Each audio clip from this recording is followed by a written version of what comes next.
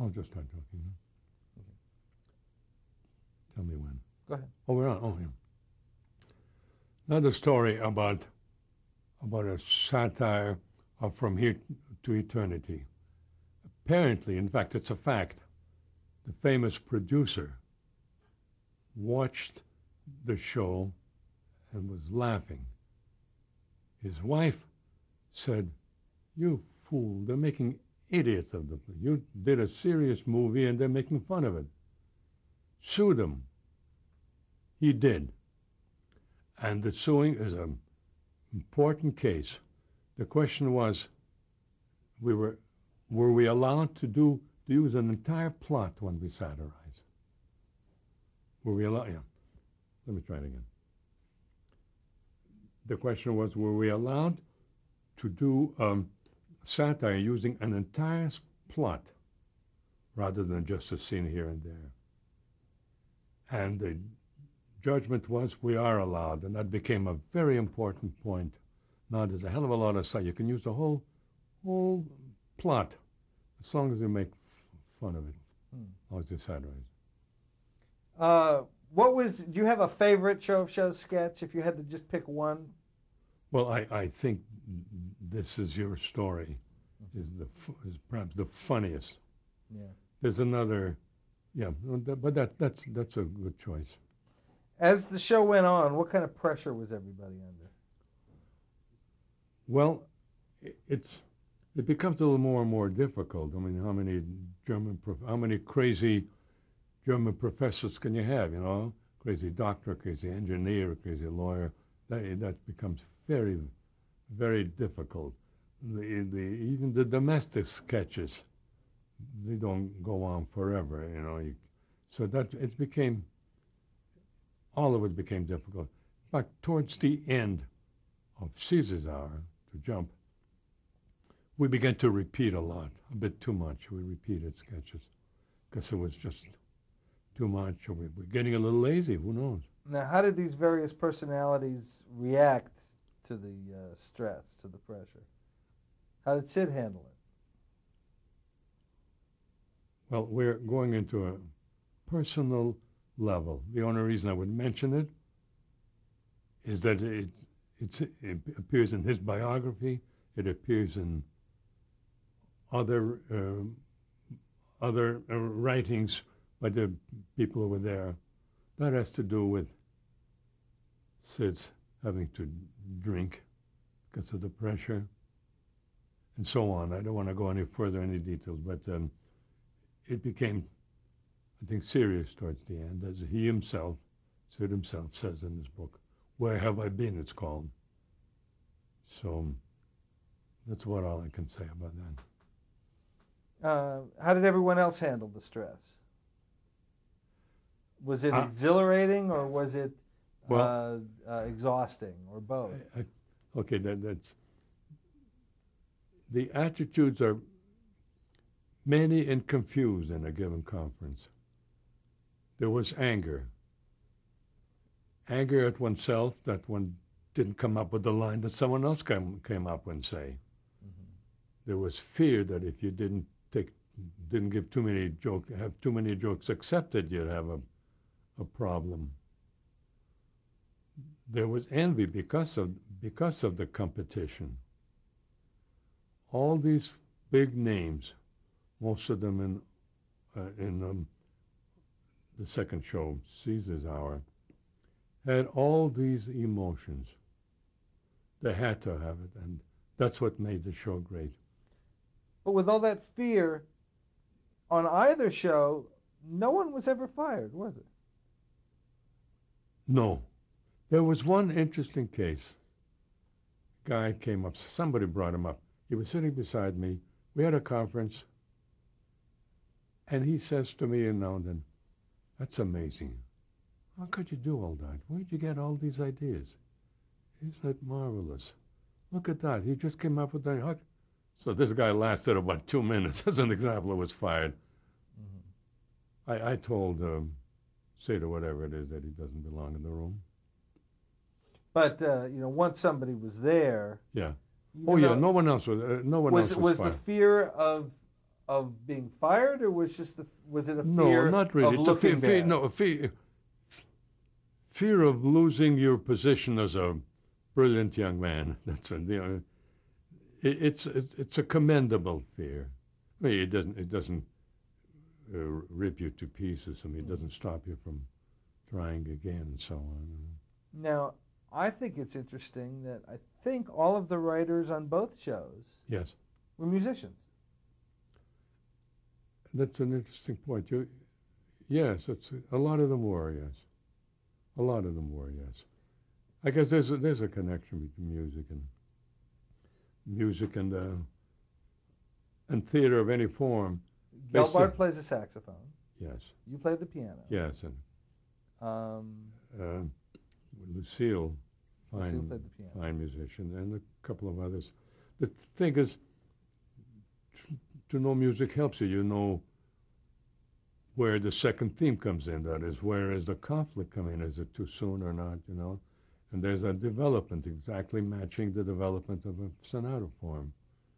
And there's a denouement at the end, where one theme is ahead of the other. So why did your show of shows go off the air in June of 1954? Okay, I think it was. I had the feeling that it's from. Oh, we all have that feeling. NBC thought everybody was having their salaries raised, and it was becoming a bit too expensive. Mm-hmm. And besides, they were going to ask forever raises, and the raises, of course, were not anywhere near the Seinfeld stuff. It's way, way out. So the NBC decided that Sid, Max, and Coca would have the separate shows. Sid became boss of his own. Max did a series of specials, or spectaculars, they called them. They kind of petered out after a while, but he did a few great ones. Lucille Callan went with Coca, and so did Mel Brooks for a little while. And that show floundered. I don't know how bad it can be with Coca, but it didn't work out well enough. So that one, as a show, died. And of the three, Sid's was the one who remained for a number of years. So who told you it was going off the air, and what did they say? I think it was just a no. We knew it was coming. We knew from the ratings were going down. The ratings went way down toward the end. Of Show of Shows? Oh no, No, we're talking about Show of Shows. Show of Shows. Again, rumors, knowledge. You get to know that Max Lehman was looking for some stars, other stars, and it's for another show. Yeah, it's hard to put your finger on it. The writers were always the last to know. I would say so. Tell me, do you remember the last Show of Shows show? No, but it had to be practically all repeats, I have the feeling. No, I do not remember. At that time, we were all like, the excitement was gone. Somebody said, we stopped being hungry. This is even before Caesar's Hour. That's it. Now, I'm talking about the last Show of Shows. Well, last Show of Shows, I know I don't remember. That was, I'm sure, was very, I have to change that. I'm sure it was an excellent show. There was nothing wrong. The show was But you don't remember a closing night party or a last? We had those things. As a matter of fact, Lucille, Cal, and I, Mel Brooks, did a satire of the whole show. Can you imagine doing a satire on a satire? It was a very, very funny show. I'll bet. I did a thing where Coca, we did a domestic sketch. The theme is Coca sets it up on a phone call with Mother. It was a very common, we did it. Mom, I'm going to have a baby. I don't know how to break the news. I don't know how to do it. So she says, I can't do the old business. Little feet prancing or something like that, a baby crying, or I may be, start having, whatever, all the cliche ways of saying I'm going to have a baby. So I'll see what I can do. She hangs up, the mother, and Sid comes in. "Hi, Doris. Hi, so-and-so." And she says, "You knocked me up." One of the big laughs I've ever heard. It's interesting. Then it was a shock. We were 5 years ahead of the theater and television. With that line, we looked Well, at. now, that was done. That was done on television. No. That was at the party. Absolutely at a party, Okay. yeah. Yeah. Yeah, we did. And Melbourne did some very funny stuff, too. Do you remember any of it? No, I'm sure it's around somewhere, but I... Okay. Now, around that time, the blacklist came into Yeah. being. Were you affected by it? Not really. It's interesting.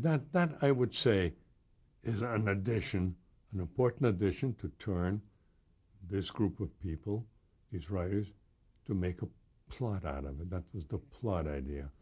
We knew about it. We didn't like it. Most of us were what you might call progressive. It's a terrible thing that was happening. But it cannot be said that anybody, it's a fact. Nobody was affected by the Un-American Committee. Did it affect the stuff that you wrote on the show? Did it keep you from being too No. political? Good question, because our show was almost never political. It really wasn't. I remember one time we got a political joke. Sid was doing the newspaper man, with a felt hat, with a press in there, and with a standing telephone, holding it by the hand, and saying, "Hold the press," and that kind of cliche stuff. And at one point, he put in a line. I don't remember we suggested or did, I'm sorry. "Have you heard the news? Eisenhower won." He had won the night before. And that got an immense laugh, as if to say, why don't we do it? There's a lot of humor in that. But we weren't in that kick. It simply was not. It's human relationships and satire of show business. No, we were never political. Now, because of your foreigner status, did you feel you risked being deported when all this was going on? Let me see. It's one of the few things I don't remember. I may have. I don't know. Did you But, become a but- United States citizen? Oh, yes. Oh, yes, I am. At what So, point? a few years after I came here. Okay. Yes. So then, Show of Shows went off the air in June of '54, and Yes. Caesar's Hour came on the following September. Yes, so we didn't miss a beat. Just summer. Now, were you involved in the initial planning of Caesar's Hour? We all were, but it was decided, something people don't quite know, that it began as stories with comedy set up. Going to be a 1-hour story. It didn't do well. In other words, not as a review. Didn't do well, and the decision was made to make it a review, back to a review. And then it became like everything else we knew. Your show shows than anything else. We just wrote what we know. Now, because of the breakup of Caesar and Coca and Liebman, you ended up splitting with Lucille, who had been your partner for Right. so many years. Why did you decide to break up the partnership? Why didn't the two of you stay together? I think Lucille decided to go with Coca. It was her decision. I can only think that way. It was not breaking up a partnership, with the end of our work. 3 new shows. Sid invited me. I can't say he didn't invite Coca, or maybe Coca, even before waiting to be invited to work for Sid, went with Coca. Was that a difficult split for you to split with Lucille then? Well, Or it was, at that it point, was, had you become less of on the sentimental level. Do you know what I mean? had you become less of a team by that point? I don't know. I believe that comedy is good with Neil Simon to decide. Comedy is good when 2 people write it, particularly for television. It works faster. You get an immediate reaction. In other words, there's less chance of it being bad. So, but I had a partner, Shelley Keller. It was quite good. It was good. It was very good. Okay. Now, the writing staff of Caesar's Hour Yeah. included Tony Webster and Danny and Neil Simon Yes. from Show of Shows, Yeah. And along came Shelley Keller, Yes. Selma Diamond. Yes, only in the last year. Okay. Selma Diamond was the last year only. Aaron Rubin. And Reuben, yes. Gary Belkin. Yes. Mike Stewart. Yes. And Larry Gelbart. Yes. And at the end, Woody Allen. Yes. Also toward the end, Woody Allen. Right. Right. Describe what it was like in that room. What could it have possibly been like? Okay. First of all, the competition was unbelievable. No one ever finished a sentence. In fact, sometimes I'm accused of that too. I got that habit not to finish. First of all, smart people, halfway through the sentence, you know where you're going already. You don't have to finish, so that there's enough for the next person to take the joke a little further or make another joke in the same key. Also, sometimes everybody talking, it was literally insane, not possible, not rational. At one time, Mike Stewart, who sat at the typewriter and decided not to do what he usually do, what is to edit it as it comes, you know. And he wrote it down, and he read it. It was scary.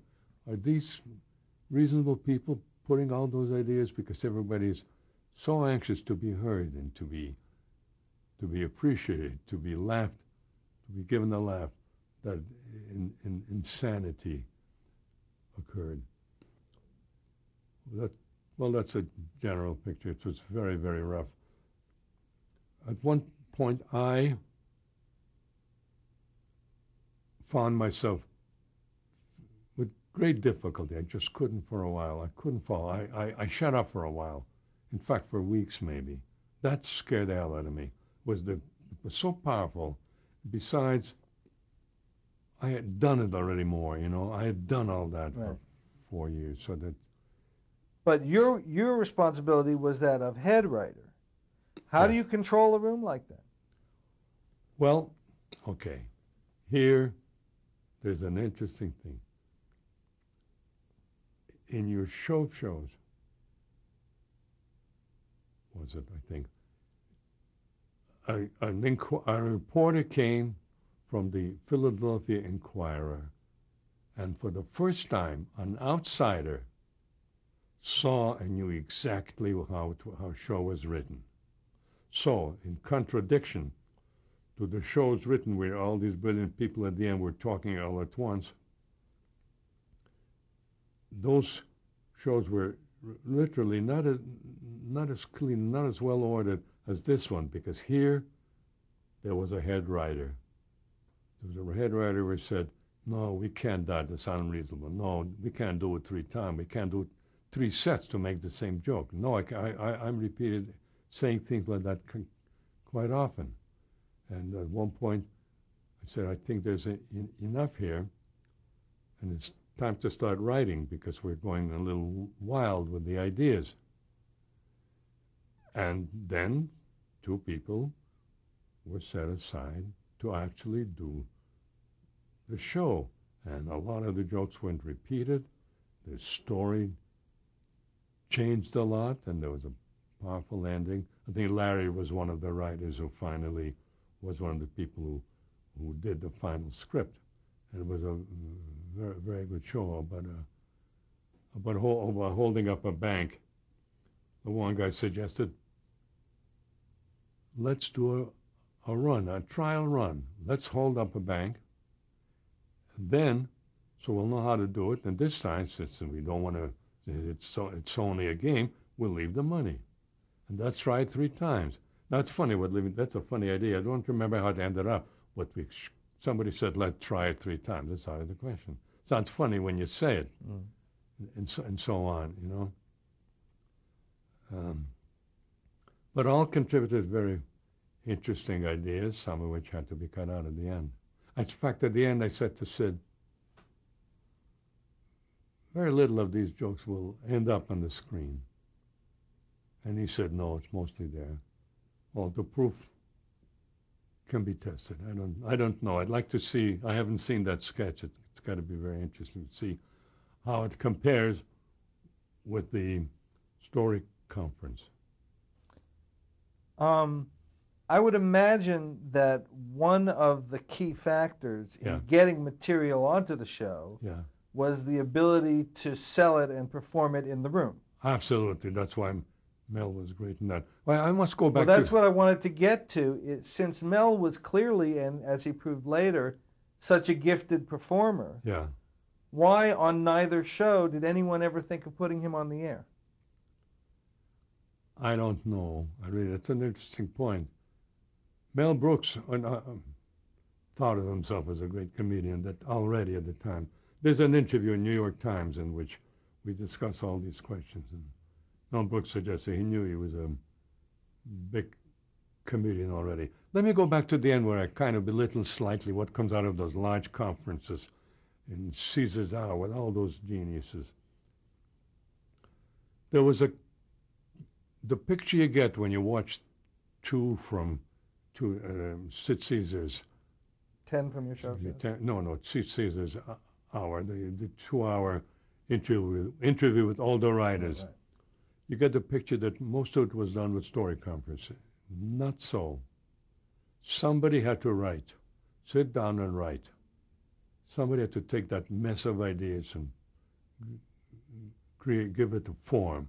So on that level, although when the writers who tell of those famous story conferences, every word is true, but put it all together, it's not exactly what happened. It's not how the show was written. Well, that's a good point.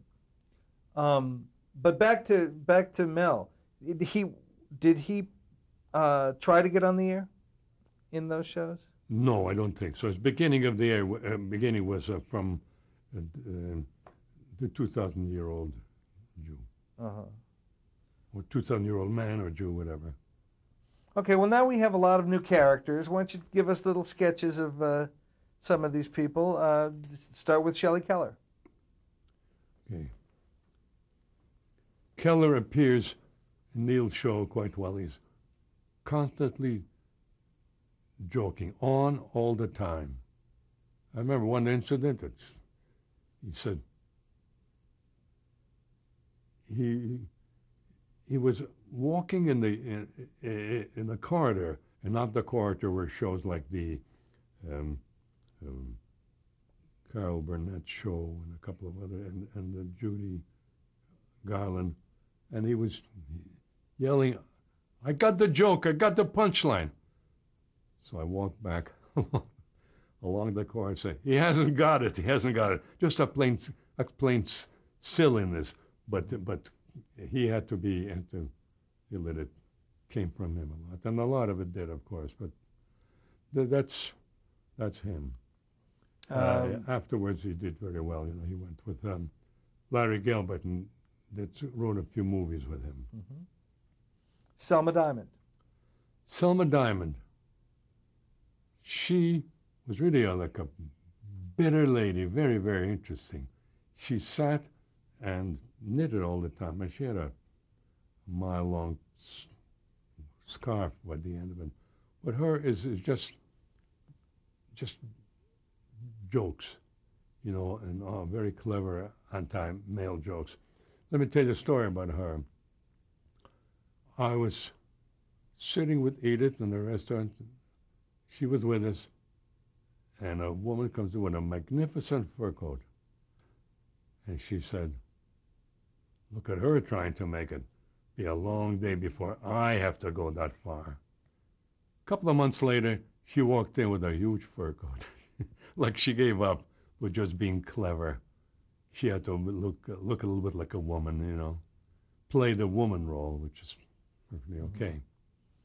Did Selma have as difficult a time as Lucille did with all the men in the room? Or I don't think so, no. She didn't seem to worry about the room as such. She had a harder edge to her? I would say so. There was nothing like that. Gary Belkin?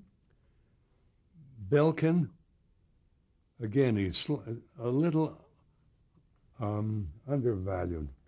He came in somewhere. I remember, I'll have to look that up. This is worth looking up, but I can't say it now.